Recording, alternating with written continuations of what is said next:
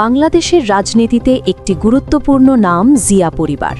স্বাধীনতা পরবর্তী সময় থেকে বর্তমান রাজনীতি পর্যন্ত এই পরিবারটির প্রভাব সুস্পষ্টভাবে লক্ষ্য করা যায়। শহীদ প্রেসিডেন্ট জিয়াউর রহমান ছিলেন বাংলাদেশের স্বাধীনতা যুদ্ধের অন্যতম সেক্টর কমান্ডার। ১৯৭৫ সালের পর দেশের রাজনৈতিক অস্থিরতার সময়ে তিনি রাষ্ট্র ক্ষমতায় আসেন এবং ১৯৭৮ সালে প্রতিষ্ঠা করেন বাংলাদেশ জাতীয়তাবাদী দল বিএনপি।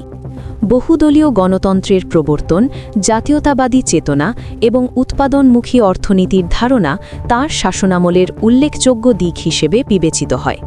১৯৮১ সালে এক সামরিক অভ্যুত্থানে তিনি নিহত হন।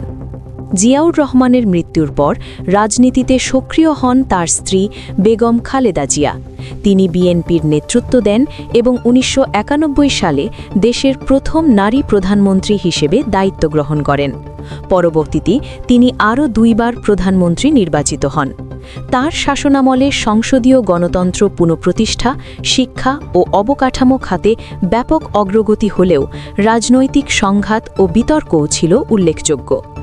বর্তমানে বেগম খালেদা জিয়া দীর্ঘদিন ধরে শারীরিক অসুস্থতায় ভুগছেন।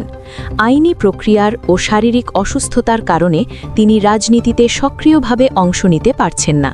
তবে বিএনপির নেতাকর্মীদের কাছে তিনি এখনও দলের প্রতীকী নেত্রী হিসেবে বিবেচিত। অন্যদিকে বিএনপির ভারপ্রাপ্ত চেয়ারম্যান তারেক রহমান বর্তমানে দলের প্রধান নীতি নির্ধারক। তিনি জিয়াউর রহমান ও খালেদা জিয়ার জ্যেষ্ঠ পুত্র। তারেক রহমান দীর্ঘদিন ধরে দেশের বাইরে অবস্থান করলেও দলীয় কর্মকাণ্ড ও আন্দোলনের দিক নির্দেশনা দিচ্ছেন।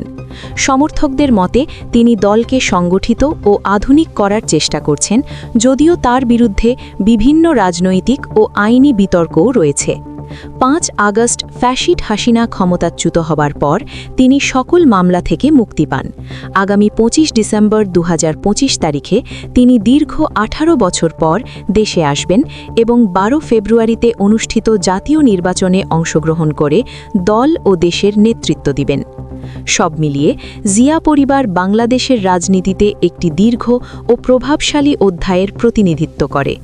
অতীতের নেতৃত্ব, বর্তমান সংকট এবং ভবিষ্যৎ রাজনৈতিক বাস্তবতায় এই পরিবারের ভূমিকা কী হবে সেদিকে নজর রাখছে দেশবাসী।